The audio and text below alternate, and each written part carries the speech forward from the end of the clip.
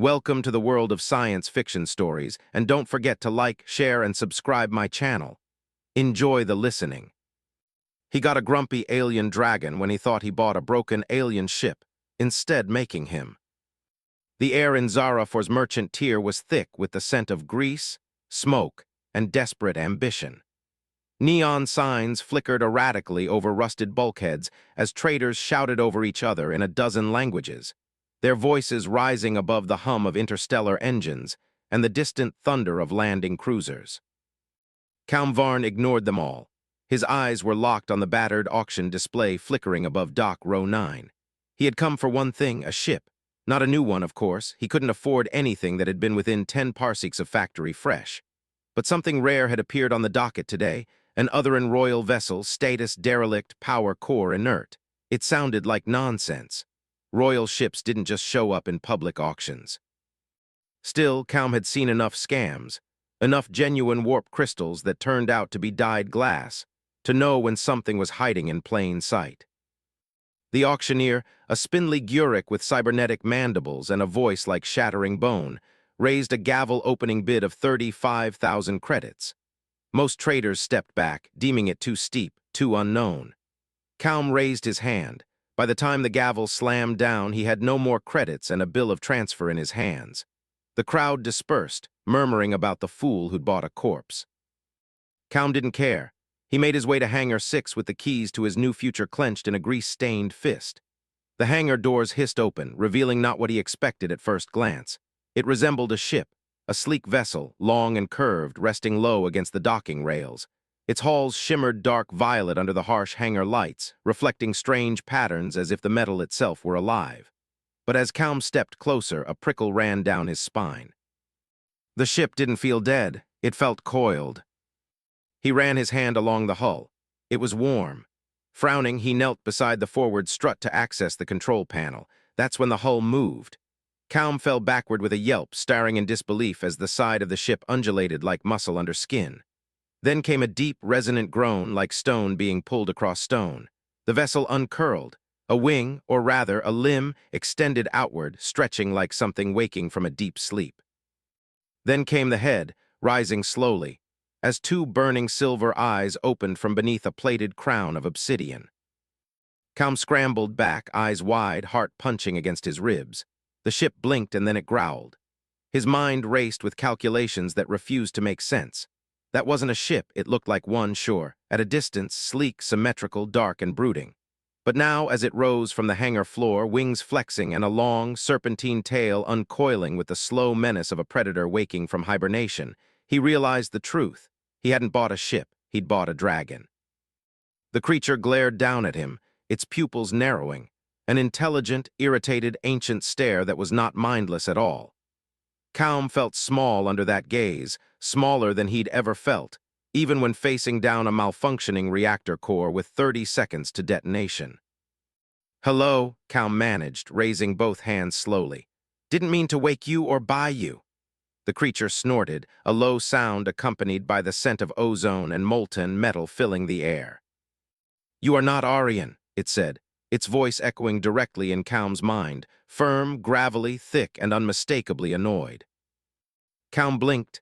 "No, I'm Calm, mechanic human. You were listed as a derelict ship at a scrap auction."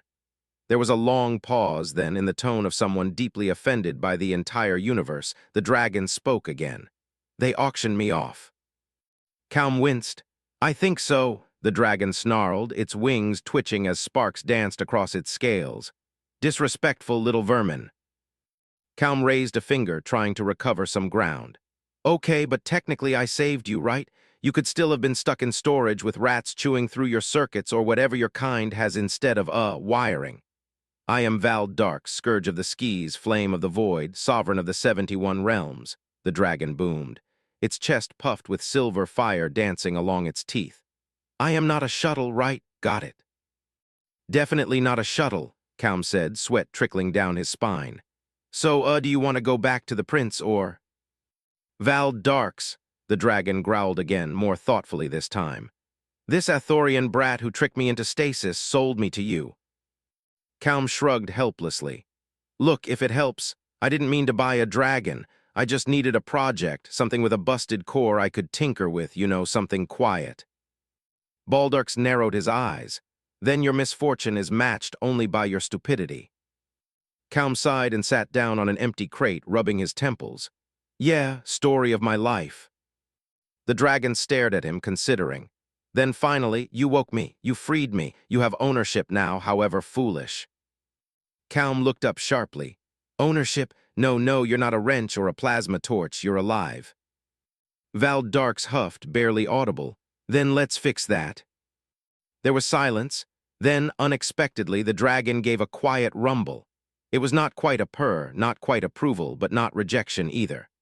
For the first time in centuries, Val Darks lowered his head and did not destroy the fool standing in front of him. Calm blinked. So can I call you Val? The dragon exhaled a stream of smoke. I will allow it, he said, and thus began a partnership the galaxy would never see coming. Calm spent the first few days wondering if he had finally gone insane. Not the temporary kind where you question a couple of life choices and maybe scream into a coolant tank, but full-on insanity, sleeping in a hangar with an alien dragon. Madness. Val Darks wasn't just a dragon. He was a walking contradiction, hyper-intelligent, unreasonably proud, and still limping slightly from ancient wounds that pulsed along the edges of his scaled wings like cracked circuitry. He never explained what had happened before the auction. He didn't like questions, only monologues, long ones full of old names and shattered crowns. Calm, on the other hand, was trying not to die. Broke, I just need to figure out how to make money off this without selling you. Val Darks snarled, I should burn you for thinking such a thing. He sprawled across the hangar floor like a living monument, his tail twitching. I appreciate the restraint, I was joking, he said. Your smokiness, Calm grumbled, twisting a spanner against the mangled remnant of Val's cranial interface node. And stop moving your testing, and your ego is already unstable. The interface had been mangled in whatever stasis trap the prince used. Calm didn't have Orion tech manuals, but he had instincts and fireproof gloves. He rewired the housing using salvaged gravcore filament and pure stubbornness. Val groaned as sparks flickered along the plates under his jaw. You're stabbing at me like a barbarian. No, barbarians don't use shielding gel. This is precision butchery, Calm replied, the dragon's eyes narrowed. You mock me, yet you mend me. Calm tightened one last bolt. That's what mechanics do. They fix what's broken, no matter how dramatic it gets. For a moment, Val fell silent. He did not admit gratitude. He didn't need to when Calm stepped back. Then Val folded his wings closer and lowered his head in something just shy of a bow.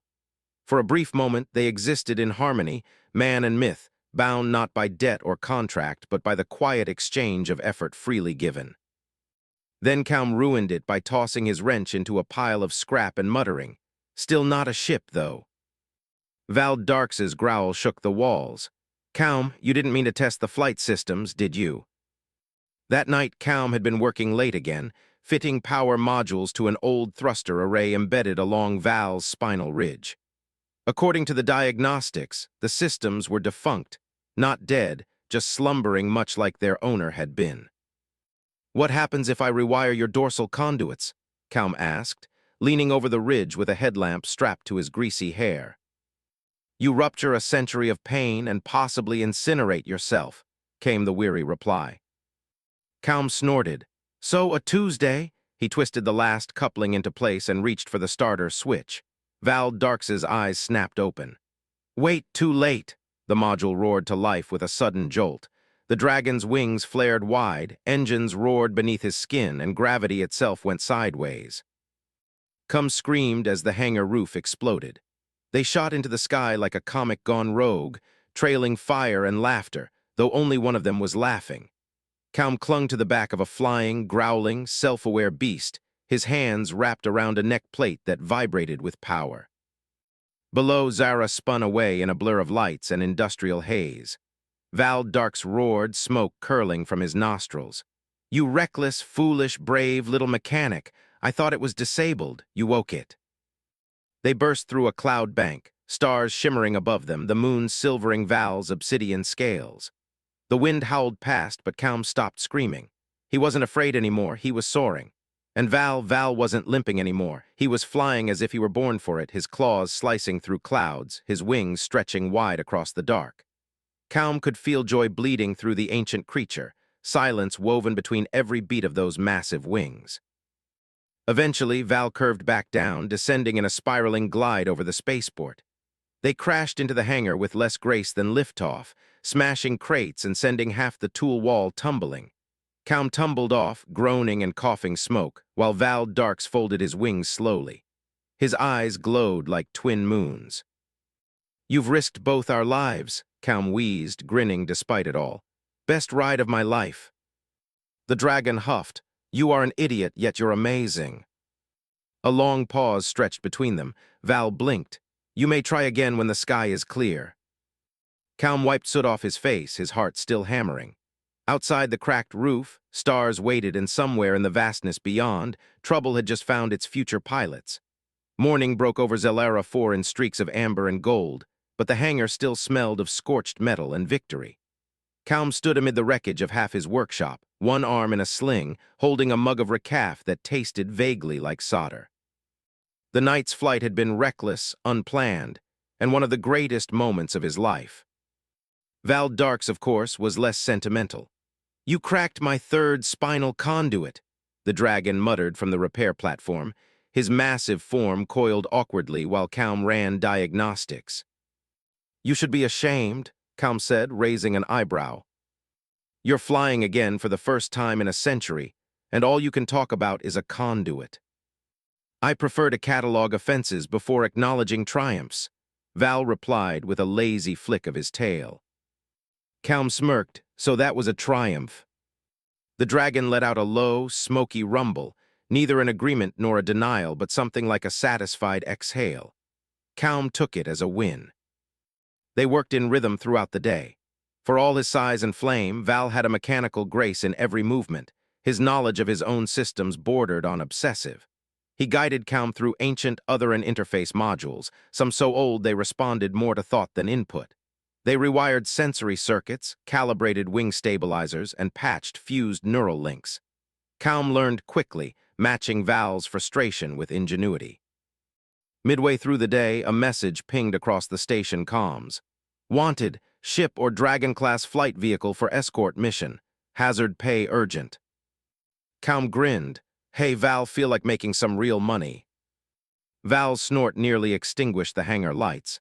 "I do not lower myself to courier work. This is escort duty." Calm tapped the screen. "Not mail runs. We'll get to stretch your wings and maybe incinerate something." Val raised his head. "How much?" Calm read the number, a sum enough to rebuild the hangar twice over, plus bonuses. There was a pause, then came a rumbling growl that sounded suspiciously like anticipation. "Fine," the dragon said, "but you speak to the client. I refuse to negotiate with hairless rodents." Calm chuckled. "You're starting to like this, aren't you?" "I am tolerating it," Val muttered with style. The rendezvous point was a refueling station adrift near the asteroid belt of the Ranakar Stretch, where a merchant convoy had been stranded.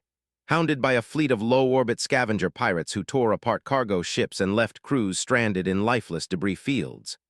Most security contracts wouldn't touch it, but Val Darks was no security contract. As they approached, Calm clung to the harness built into the base of Val's spine, watching stars blur past.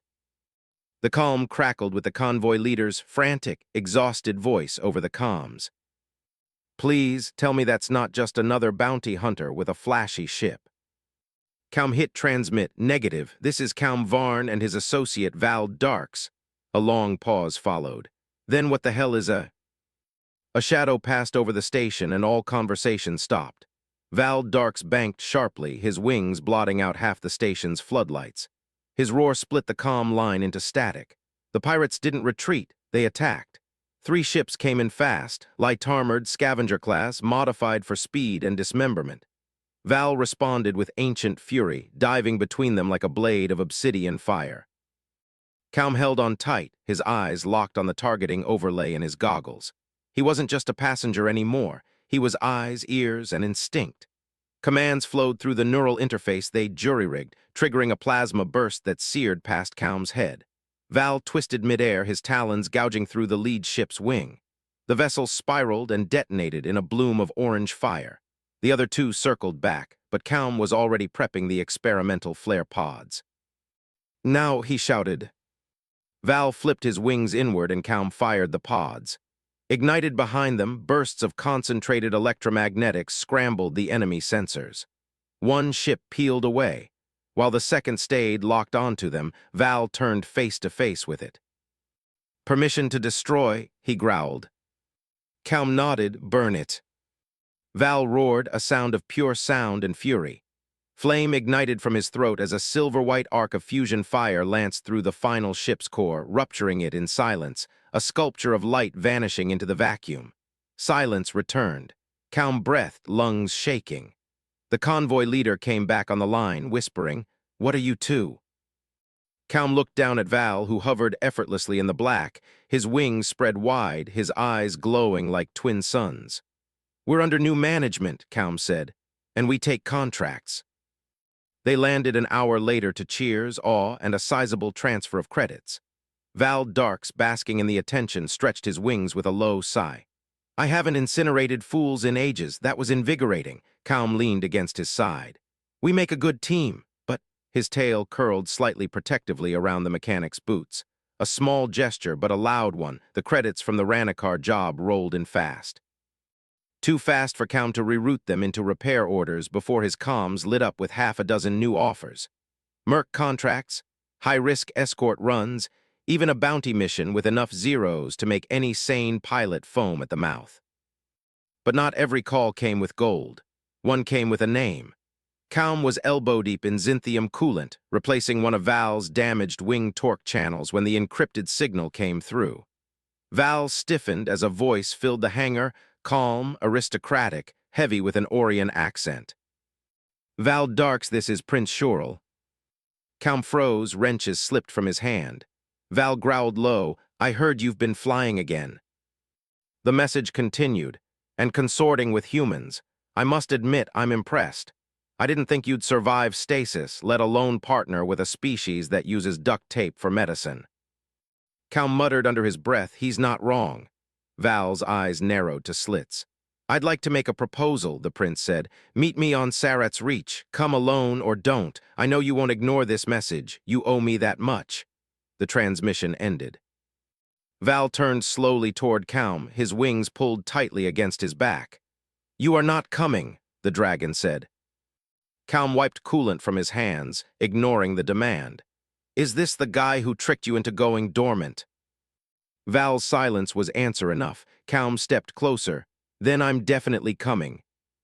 Val snapped, "You do not understand what he is.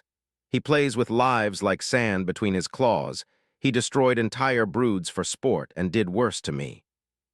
Calm hesitated, then asked, "Then why meet him at all?" Val looked out toward the stars. "Because I have to." Sarat's Reach was a fortress world built into the ribs of an ancient asteroid. Prince Shurl had tasted power. His private citadel floated above a sulfuric ocean, its spires of black glass climbing toward a green sky. Val descended onto the landing platform with mechanical stillness, each motion rehearsed and contained. Calm stepped down beside him, armed with nothing but a plasma cutter and his unshakable mouth. The prince was already waiting, tall, dressed in shimmering robes, smiling like someone who always won. "You look better than expected," Shurl said, stepping forward, "though you do smell like welding fluid." Val said nothing. The prince turned to Calm. "And you're the one flying him. Fascinating. What does a mechanic offer a weapon of ancient fire? Empathy."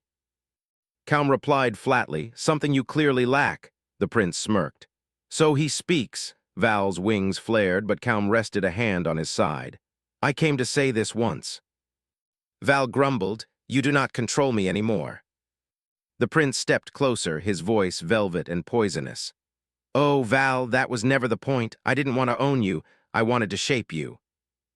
Calm took a step forward, ready to say something stupid, but Val spoke first, his tone low and final. "You failed." The dragon turned and Calm followed. No fire, no battle. But as they flew away, Calm looked back at the shrinking citadel. "You okay?" Val didn't answer at first, then quietly, Yes, because I didn't burn him. Calm smiled. Growth, I'm proud. Val grunted. Speak again and I will burn something. Trouble came 3 days later. It began with a burst transmission from the border worlds. A fleet gone missing. Refugees fleeing sunward with warnings of ships that weren't ships. Hulking constructs of bone and metal powered by something older than AI, something angrier. Calm listened to the distress call from inside the hangar while recharging Val's plasma capacitors. If anyone can hear this, the Valorn are real. They tore through our defenses like we were dust. They're heading toward the core. Then silence. Val's expression darkened. Valorn, you know them. I thought they were myth, Calm replied. They aren't. Their extinction is made manifest. The predators of the void. Calm checked the news. Already, whispers of evacuations, entire starports locking down, and contract networks flooded with panic were all over. One alert stood out as urgent. All defensive flight crews and the coalition were mustering at Raven perimeter. Calm looked at Val. You're thinking what I'm thinking. I'm thinking I've avoided enough wars. The dragon muttered, but I have someone to protect now. Within the hour they launched. The Raven perimeter hung in the black like a wall of steel and desperation. Dozens of ships clustered in uneasy formation, pilots arguing over channels like dread made flesh in every voice. When Val arrived, silence fell. Dragons didn't fight for fleets, they fought for empires. Calm patched into the command relay. We're here to help, just point us in the right direction. The coordinator's voice shook. You're Val Darks, you're supposed to be dead. Calm smirked. Yeah, he gets that a lot. The Valorn arrived like a tide, vast ships sculpted from twisted hulls and organic nightmares, no engines or signals, just presence and the shriek of void static. As they approached, Val turned to Calm. Stay close, I'll fly. Calm tightened his harness. I'll shoot. Together, they plunged into the storm. Fire and fury rained down as man and myth defied the darkness with every beat of wing and flash of steel, not for money, not for contracts, but because someone had to stand between the stars and the void. They had chosen each other. The first clash tore apart the silence of space with primal violence. Ships exploded like flares against the night, their hulls twisting mid-detachment as the Valorn emerged fully from the void. They moved like living wreckage, part machine, part nightmare, armed with weapons that bent light and shattered neural links on contact. Half the Raven fleet fell in the first wave, but not Val Darks. He cut through the black like vengeance given wings, silver fire erupting from his maw, his talons carving through the lead construct with surgical hatred. Calm rode behind him, directing shield cycles, locking targets, and overriding systems that couldn't keep pace with the dragon's fury. The neural interface between them burned hot and seamless, a single mind split across two forms. This isn't war, Val said through clenched teeth, wings banking hard as 3 more Valorn constructs converged. It's slaughter. Calm didn't disagree, so let's make it ours. They dove. Val's breath weapon, fed by centuries of dormant plasma reserves, incinerated one of the creatures mid-charge. Another launched a spine of dark matter that shattered the shields of a coalition frigate. Calm rerouted Val's reserves mid-flight, dumping coolant into the spinal conduits. The heat nearly knocked him out. Val, he howled. Then Val turned and burned everything in front of him. Coalition alarms erupted with shouts. The fleet, watching the impossible, rallied. Someone even screamed across the channel, "Follow the dragon!" The tide began to shift. Calm's fingers bled where the harness had cut through his gloves. His lungs burned with recycled air, but he didn't stop shouting commands, calibrating, or moving. Val Darks dove again, tearing straight through the Valorn flagship's heart. Its core collapsed inward in a scream of gravitic pull, the blast nearly swallowing them. But Val beat his wings once, twice, flinging them clear of the dying godship's gravity. The battlefield fell silent. The remaining Valorn vanished like smoke, as if the destruction of their alpha had broken some ancient contract. Calm's comms crackled with static, then cheers. They'd won somehow against myth and shadow. Val landed on the ruined hull of a drifting cruiser, his wings folded and his breath heavy. Calm slid down beside him, legs shaking. "Still think I'm an idiot?" he asked. Val rumbled, "You are, but you are my idiot." For a long moment, they simply breathed side by side, alive. They returned to Zelera for to a welcome neither had asked for nor wanted. Flags were hung, songs were written, and a mural of Val breathing fire while Calm grinned behind him was etched across the spaceport dome. People offered credits, contracts, even knighthoods. Calm took none of it. Val accepted one thing, silence. They rebuilt the hangar from the ground up, stronger this time, reinforced plating, new diagnostic systems, and a fireproof ceiling. They never said they'd stay forever, but they built something where pilots began arriving with old ships and broken machines, hopping for help. Calm fixed them. Val watched, sometimes advised, occasionally scared the engines straight with a growl. The biggest change, however, came not from them but the galaxy itself. Other dragons, long thought extinct or hidden, began to appear, drawn by whispers and by fire. One morning, Calm woke to find a younger drake curled on the landing pad, wounded, wings folded, but alive. Val approached it silently, his nose brushed against the drake's spine. No words were exchanged, just recognition. From then on, they weren't just mechanics. They were keepers, guardians, the last chapter of a forgotten order and the first of something new. One evening, Calm stood at the top of the hangar roof, staring at the stars. Val rose beside him, wings spread, watching the wind carry ships through the sky. "Ever think about going back out there?" Calm asked. Val didn't hesitate. "Yes," he said simply. Calm smiled and added, "Then let me grab my wrench." Val Darks lowered himself, allowing Calm to climb up. Together they rose, no longer just a dragon and a mechanic, but legend. And the stars were waiting.